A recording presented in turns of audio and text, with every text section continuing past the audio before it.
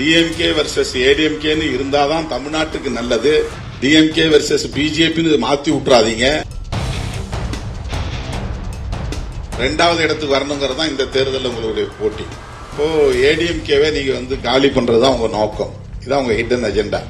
அவங்கள தூக்கி போடணும். அந்த விவரம் தெரியாம அதிமுக அவங்களோட உறவாடிக்கிட்டு இருக்காங்க நம்ம கவலை. நான் முதல்லயே சொல்லிட்டேன், எலெக்ஷனை எலக்டோரலா உங்களுக்கு திமுக எதிரியா இருக்கலாம், அல்லது அதிமுக எதிரியா இருக்கலாம், அல்லது வேற யாராவது எதிரியா இருக்கலாம். ஐடியாலஜிக்கலா நாங்க தான் உங்களுக்கு எதிரி. தமிழ்நாட்டை பொறுத்தவரை விசிகே வர்சஸ் பிஜேபி. இந்திய தலைமை நீதிபதி BR கவாய் அவர்களுக்கு இழைக்கப்பட்டிருக்கிற அவமதிப்பு என்பது இந்த தேசத்தின் தலைக்குனிவு. இன்றைக்கு சனாதன சக்திகள் எந்த அளவுக்கு கொட்டமடிக்கிறார்கள், ஆணவத்தோடு நடந்து கொள்ளுகிறார்கள் என்பதற்கு இதுவும் ஒரு சான்று. இந்திய தலைமை நீதிபதி BR கவாய் அவர்களுக்கு இழைக்கப்பட்டிருக்கிற அவமதிப்பு என்பது இந்த தேசத்தின் தலைக்குனிவு, வெட்கக்கேடு. இதை யாரும் பெரிதாக பேசவில்லையே என்கிற ஒரு கவலை நமக்கு நெஞ்சை குமைந்து கொண்டே இருந்தது. ஆகவேதான் நம்முடைய ஓய்வு பெற்ற நீதிபதிகள், மூத்த வழக்குரைஞர்களை எல்லாம் வைத்து இப்படி ஒரு நிகழ்வை நடத்த வேண்டும் என்று 2-3 நாட்களுக்கு முன்னர் பார்வேந்தன் அவர்களை தொடர்பு கொண்டு நான் சொல்லியிருந்தேன். உயர்நீதிமன்ற வளாகத்தில் நமக்கு எதிராக சிலர் செயல்பட்ட அந்த செயலாக இருந்தாலும், உச்சநீதிமன்ற வளாகத்திற்குள்ளே தலைமை நீதிபதிக்கு எதிராக நடந்த அந்த செயலாக இருந்தாலும், இவற்றையெல்லாம் நாம் கருத்தியல் சார்ந்து புரிந்து கொள்ள வேண்டும். அதன் அடிப்படையில் நாம் செயல்பட வேண்டும். அதில் உறுதியாக இருக்க வேண்டும் என்பதுதான் இங்கே மூவரும் வைத்த கருத்து. இதைத்தான் நாம் விடுதலை சிறுத்தைகள் கட்சி தொடர்ந்து முன்னிறுத்துகிறது, வலியுறுத்துகிறது.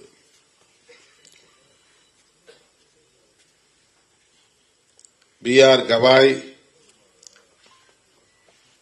ஒரு தலித் சமூகத்தை சார்ந்தவர், அதனால் அவருக்கு ஆதரவாக பேச வேண்டும் என்பதல்ல நம்முடைய நோக்கம். அவரே அதை ஒரு பொருட்டாக எடுத்துக் கொள்ளவில்லை. அவர் எப்படி எதிர்வினை ஆற்றினார் என்பதை அண்ணன் வில்சன் அவர்கள் இங்கே சொன்னார். நம்முடைய நீதிபதிகளும் குறிப்பிட்டார்கள். அவர் மீது இரக்கம் கொண்டு, பரிவு கொண்டு அல்லது பரிதாபம் கொண்டு நாம் இந்த நிகழ்வை ஒருங்கிணைக்கவில்லை. அடுத்த நாளே நாம் உயர்நீதிமன்ற வாசலில் இந்த ஆர்ப்பாட்டத்தை ஒருங்கிணைக்கவில்லை. இன்றைக்கு சனாதன சக்திகள் எந்த அளவுக்கு கொட்டமடிக்கிறார்கள்,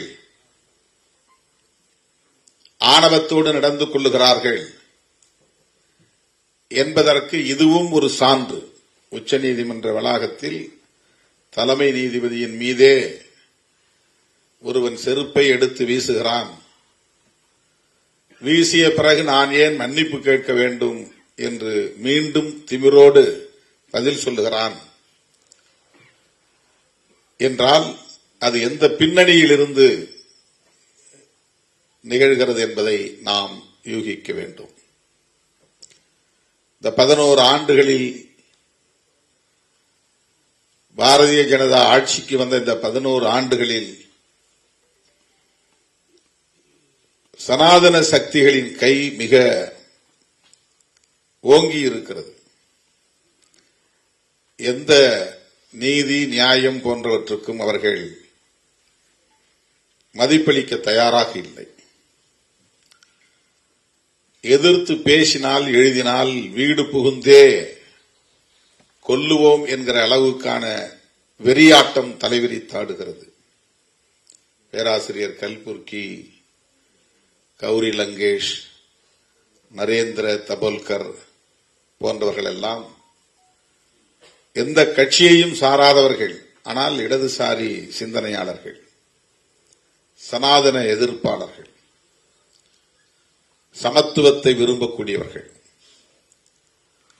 அரசமைப்பு சட்டத்தின் விழுமியங்களை மதிக்கக்கூடியவர்கள்.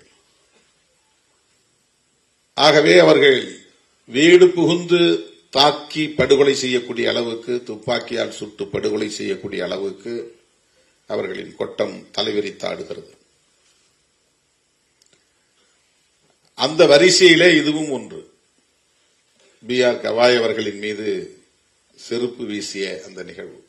ஒரு தனியார் தொலைக்காட்சி உயர்நீதிமன்ற வளாகத்தில் நடந்த பிரச்சனையை எந்த ஆய்வும் செய்யாமல், உறுதிப்படுத்தாமல்,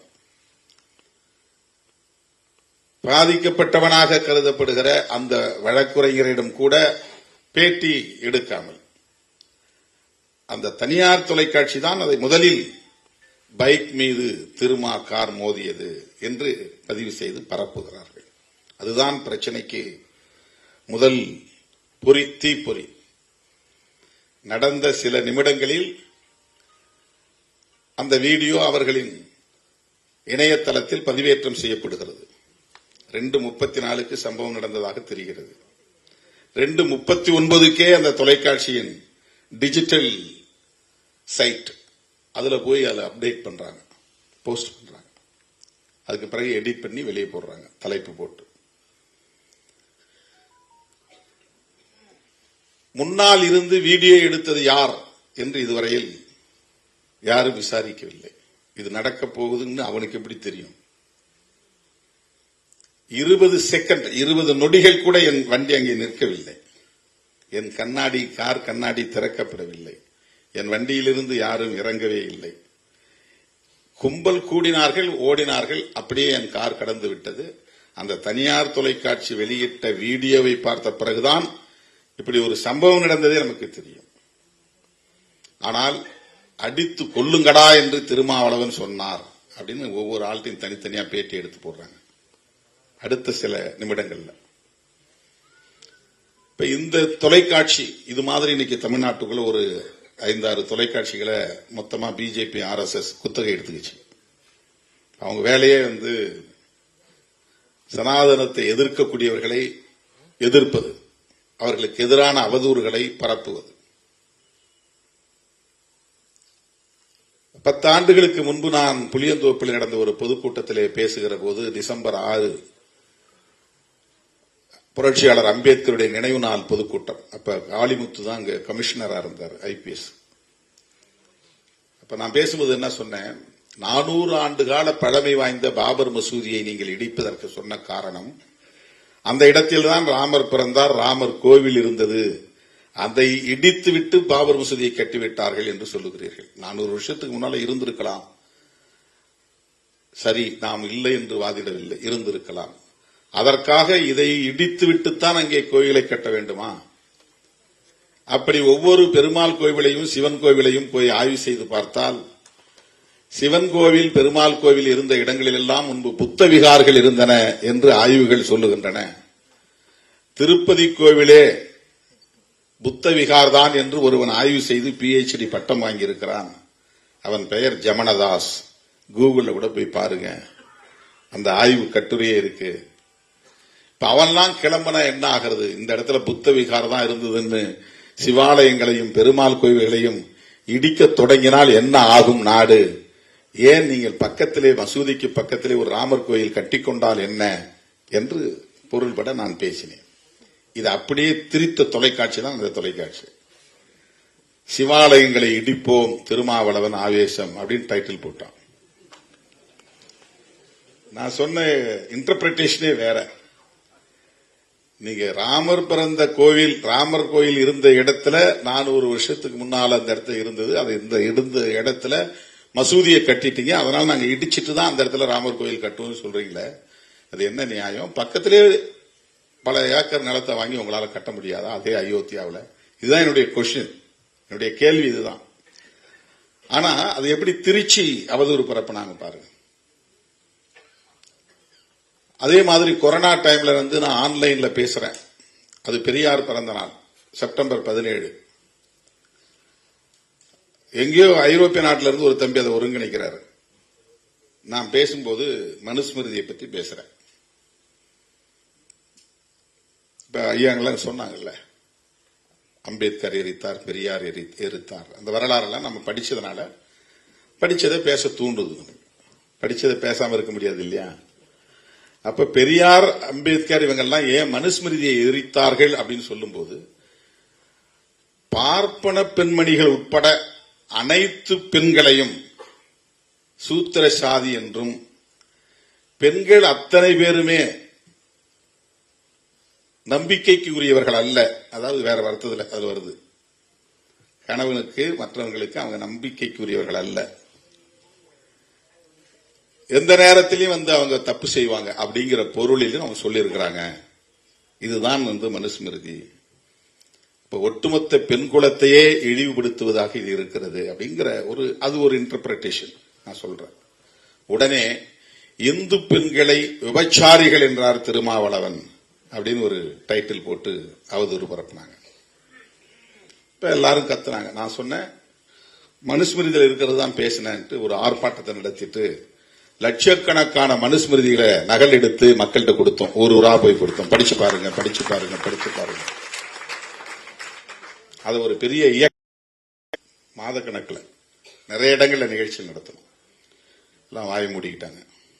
நான் முதல்லயே சொல்லிட்டேன், எலக்டோரலா உங்களுக்கு திமுக எதிரியா இருக்கலாம், அல்லது அண்ணா திமுக எதிரியா இருக்கலாம், அல்லது வேற யாராவது எதிரியா இருக்கலாம். ஐடியாலஜிக்கலா நாங்க தான் உங்களுக்கு எதிரி. தமிழ்நாட்டை பொறுத்தவரை விசிகே வர்சஸ் பிஜேபி. நாங்க எலக்டோரலா உங்களை காம்பீட் பண்ணல. உங்களுக்கு தமிழ்நாட்டில் 2வது இடத்துக்கு வரணுங்கிறது தான் இந்த தேர்தலில் உங்களுடைய போட்டி. அப்போ ஏடிஎம்கேவே நீங்க காலி பண்றதுதான் உங்க நோக்கம். இதான் உங்க ஹிடன் அஜெண்டா, அவங்கள தூக்கி போடணும்னு.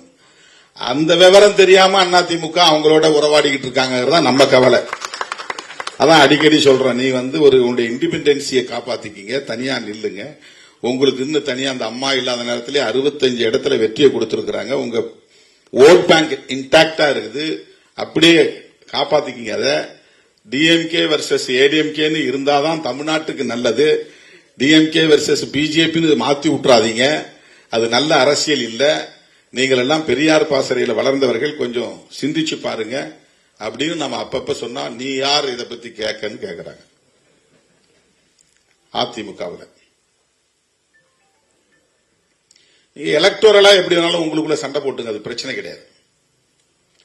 ஆனால் சாதி ஒழிப்பை ஏற்காதவர்கள், சமத்துவத்தை ஏற்காதவர்கள், பெண் உரிமையை விரும்பாதவர்கள், இந்த மண்ணில் வலுப்பெற வேண்டும் என்று விரும்புவதை, அதற்கு முயற்சிப்பதை, அதற்கான அரசியல் நகர்வுகள் செய்வதை எப்படி நாம் வேடிக்கை பார்த்துக் கொண்டிருக்க முடியும்?